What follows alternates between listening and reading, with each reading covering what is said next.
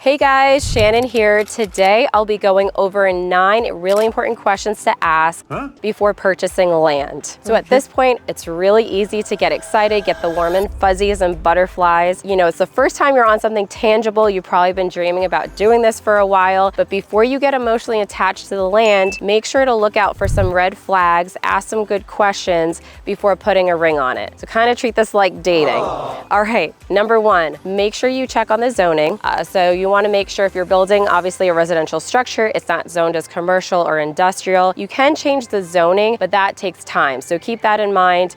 And next, this one can be really overlooked. You want to make sure you check on your neighbor's zoning as well. So I had a client that built, and so he is zoned residential, but across the street is zoned as industrial. Didn't matter to him, but it can matter when you're trying to sell the home in the future. So think of the resale value. Obviously, if there is a auto body shop or junkyard that's, ends up across the street, that's gonna affect the value of your home. Next, you wanna check on the easements. Are there any easements on your property? So what is an easement? An easement is the legal right for someone else to access your property.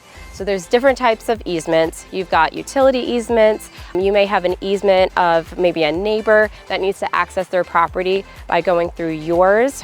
So just check on that. One time I did have a client who loved this house, and there was an easement on the property to get to the cemetery at the back of the home. So not the best thing. So if that matters to you, make sure you check for that. Next is you want to make sure you have public access to your property. You're not landlocked, because if you are, you probably are going to need an easement through someone else's property. So that can cause issues down the road. So make sure you check that you have public access to your lot. Next, check on water features. If you've got water features on the property, that really helps. A lot of people love, if there's a pond or a stream, but make sure you're not in a flood zone. And just keep in mind that you would need to let your builder know that before permitting, because then you might need some specialty permits like a watershed permit. Next is check to see if you have access to public utilities, how far it is to connect to power. So if it's further out, that's something that can be really costly. So make sure that you have access to public utilities. And then also check to see if the rights and interests convey with the property. So a lot of people, when they're purchasing land, think that, they're getting it all, but that's not necessarily always the case. So you've got what's above the property, what you're standing on, and then what, the mineral rights and things like that. So you don't really have to worry about air rights so much. That's more like if you're in New York City, people purchase air rights to go up.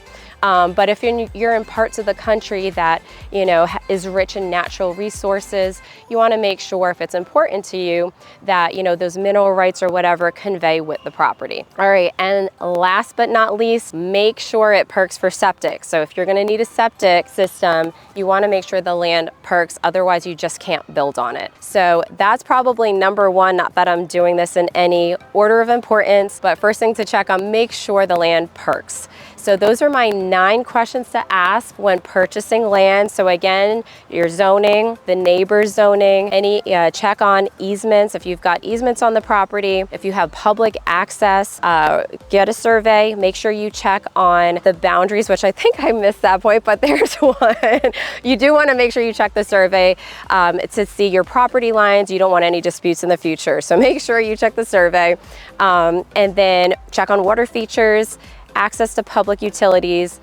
You want to make sure the rights, interests convey if that's important to you, and make sure it perks for septic. That's all I have for you guys today, and I'll see you guys next time.